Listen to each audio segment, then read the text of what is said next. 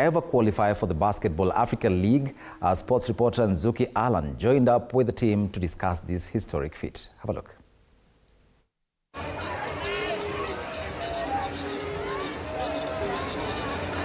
Nairobi City Thunder, the champions, the kings of basketball in the country, and now history makers, as they became the first ever Kenyan basketball side to qualify for the Basketball Africa League, or as they call it, the BAL.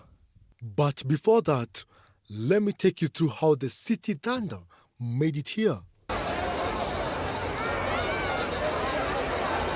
December 2nd, 2024, the final whistle is blown and the Nairobi City Thunder have downed the mighty City Oilers of Uganda 72 points to 62 in the second semi-final of the East Division Elite 16 round played at the Kasarani Indoor Arena in Nairobi. Exactly it. We went undefeated this time, and last time we only lost one game, so being 9-1 is a good place to be. Ogechi himself, a player who from the very beginning, when the team was traveling to Kibaha in Tanzania for the first round of the road to BAL fixtures, never for once doubted that the Nairobi City Thunder had it in them to achieve this historic feat. Obviously make the BAL. That's the only one I got. Make Kenya the first team to make the BAL. The side was established in 1998, initially as a corporate team and the National Social Security Fund, winning the league in 2000. In 2003, the team rebranded to International Christian Center after landing the church as a new sponsor, a deal that ran for 7 years until 2010. They competed as a self-sponsored side until 2023, when 20 Sports acquired the club.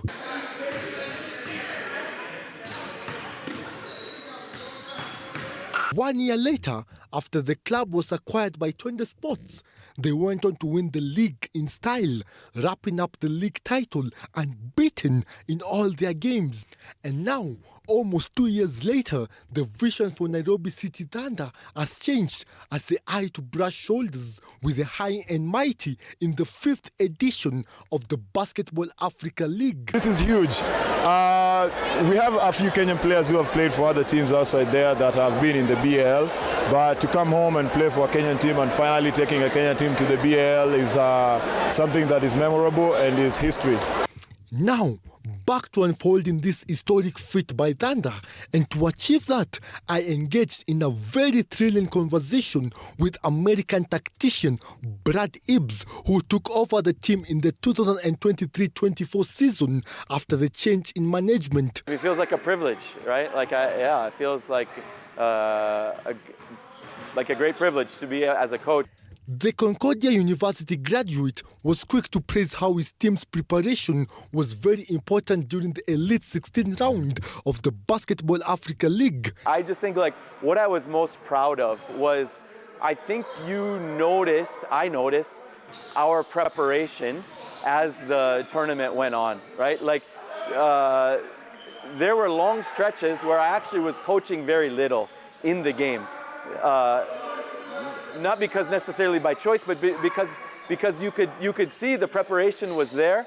Guys were responding on their own. Guys were communicating together, and honestly, I think that's the way I like it, right? Like you do the hard work, you do the dirty work ahead of time, so that you're locked in and ready to go. And guys are on the same page. Guys are communicating together, and then they're executing. And I felt like there were many such moments throughout the 5 games where it's just like I'm happy to just stand there with my hands behind my back and not have to make a lot of corrections or adjustments because these guys are locked in and they're together. And indeed, the team was well prepared, as earlier in the season, during their first preseason game against the Phenoms, I had a chance to have a quick interview with head coach Brad Ibs, and he highlighted some of the things his team needed to work on, and indeed, the hard work behind the scenes did pay off in the big stage. It's the first time we've played as a team against another team.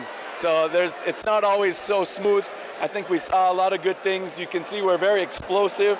I think the team that we played against, obviously they're very young, very physical, they're very good leapers. And so I think they beat us on the offensive boards, on the offensive rebounding. And so I think, they gave us some things that they exposed us in some ways. So we had some things to go back and clean up. That time, the Thunder were a whole new team. As ahead of their road to BAL debut, they unveiled Derek Ogechi, Tyler Ongwae, and Eugene Adera, who was then the league's most valuable player. All these national team players who proved to be vital in the road to BAL campaign. To our bench unit, and to know that every single one of those guys is a pro and has played at a high level. And to be quite honest, like if we had entered them as a team in this tournament, they would have done really well. Tyler Ongwae in specific is a player for the history books here in Kenya. The Kenya national team player spent a majority of his playing career with Beacon Bears in Denmark, where he won 3 titles and the Danish Cup twice. For me, it was not a lot of things. Specifically, it was just we have a great group of guys, guys who they know how to play as a team. Most of them have played with them in the national team, so we kind of know each other. So just coming in here was just for me to bring a lot of experience. The things that I've seen outside there, I was just trying to say 1 or 2 things to the team, to the players, and I think it went a long way. But I think the main important thing for us was everybody in our team was a leader. Everybody was able to lead in each of their way, and we depended on that. We want a lot of leaders to grow in our team, and that's what we did. A highly rated forward also played in Germany, lifting the FIBA Europe Cup before joining the Thunder for the Road to BAL campaign, and the head coach Brad Ibs had nothing but praise for the Starman. For one, I think I try to keep my approach somewhat collaborative. So especially when you've got these high-level players, right? Like I think you also have to lean into their own expertise and wisdom, right? And so for me, it's been great. Like Tyler and I have a lot of conversations. I think like obviously as the head coach, you're trying to cast a vision and lead people forward. But at the same time, like Tyler has just a lot to offer from all of his past experiences, and you can't have a better work ethic than Tyler. You can't find a tougher player than Tyler, and Tyler is just a great contributor to the Thunder. Ongwae was crucial in the semi-final decider against the City Oilers of Uganda and matched up head-on against Starman Philando Cortes, limiting him to only 15 points, something Tyler says has been his norm all throughout his career. For me, it's not really hard because throughout my career I've been guarding the best players on other teams, so I'm kind of used to it. It's a lot of things that you see that are common.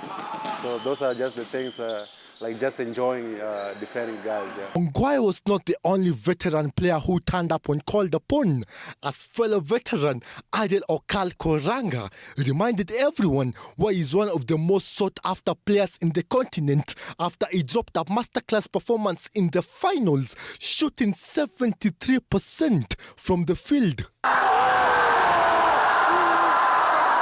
For me, it was history. For the team, it was history, going undefeated in the league in Kenya, and then going ahead and qualifying for the BAL by losing only 1 game.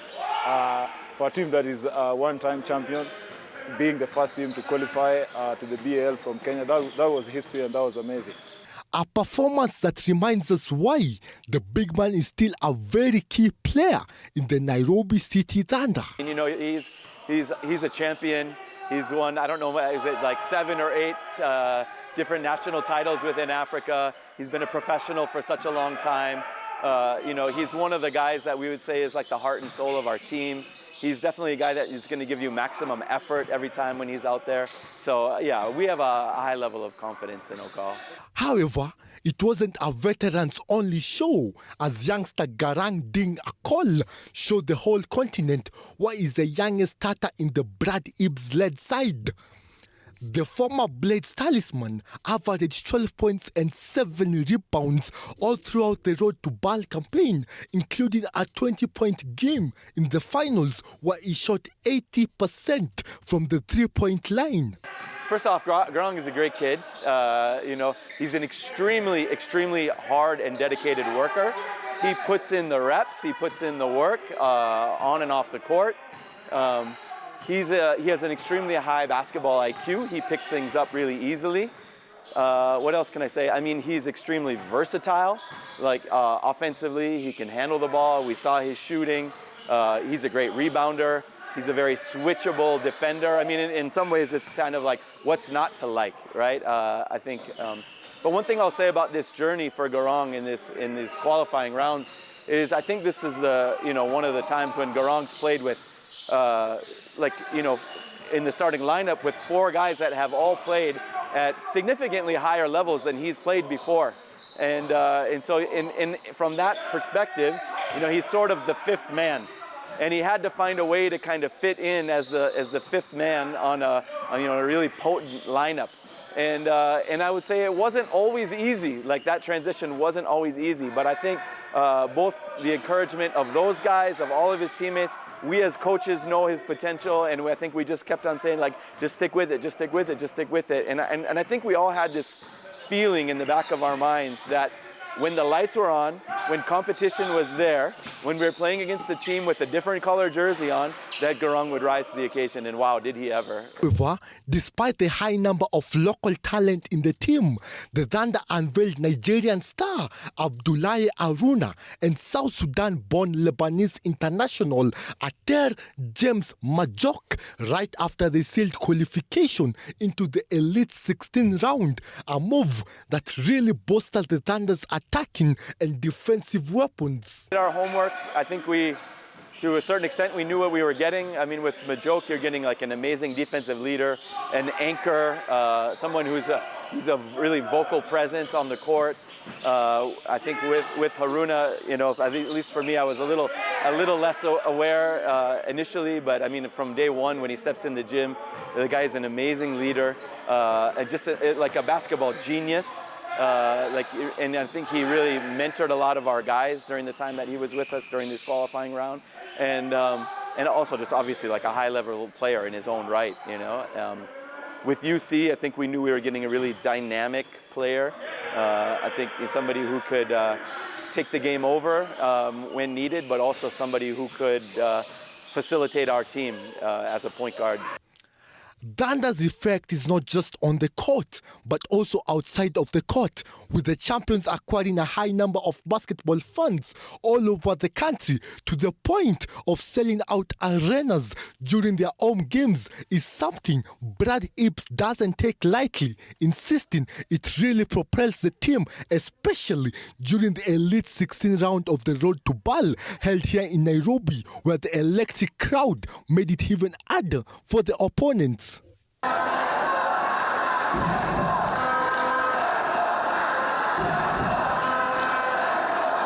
Monday's game against City Oilers, when our guys came up the stairs and onto the court, and to turn around and to see that whole side completely full and cheering for them, that was a really special experience, and it's a little bit different than at Nyayo in the sense where Nyayo is great, we love it, it's very cozy, very intimate, very intense, high energy.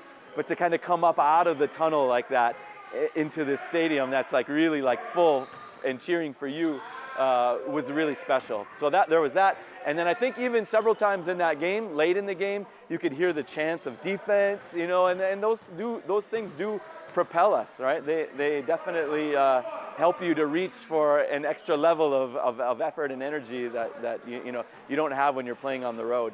Nairobi City Thunder believes this historic move will play a big part in changing the state of basketball in Kenya, and are expecting more clubs to emulate them and invest in basketball, a move that can take Kenya's basketball to the next level. Grow basketball again and to invest in basketball. And we want to appreciate NBA for coming big to work together and partner with our teams here in Kenya to establish this competition and the prospects that is there for our young people. As a government, we are putting resources now to grow talent through the Kenya Academy of Sports. But also we want to support the federations, including the Basketball Federation, what they are doing. And we have partnered together even in this tournament to support them. And we look forward to doing more of this, and we look forward to the basketball of Kenya going big and being celebrated globally. I think our hope is that it sends a message that we really want to cultivate high-level basketball here in the country. You know, the kind that our like youth can aspire to be a part of, right? That if they continue to devote themselves in their club programs and in their high schools and in their university programs, that there's a place, or hopefully places. We have veteran players like J-Mo and Okal and Tyler and others in our club, but we also want to be intermixing them with the next generation of players. I think we've seen the benefits of that in the short time that we've been able to do that, you know, where you've got older players really mentoring the younger players and celebrating their achievements, rooting for them, helping them navigate next steps in their basketball journey, all those things. I think we feel like it's part of a healthy basketball ecosystem that, like, as one generation sort of moves towards retirement, that they're that they're passing the baton to the next. Griffin, of course, right? Like, he's been, our most veteran player and has continued to be that voice. And speaking of Griffin Ligari, or as they call him, Kenya 1, due to his prowess with the ball on his hands, it still remains unclear whether we will see the Kenya Moran's secret weapon feature for the Thunder in the BAL after he was left out from the squad during the Road to BAL campaign. You know, those are questions that will go back to the drawing board. I think so much time and energy and recruitment went into getting us to where we are now. And I think we have another phase of going back to the drawing board, reassessing things, and looking at the next steps. They make their debut probably next year, late in March or early in April. Now, the question remains, is this a new turn for basketball in the country? And will other teams emulate this move by the Thunder? My name is Zuki Alan for TV47 Sports.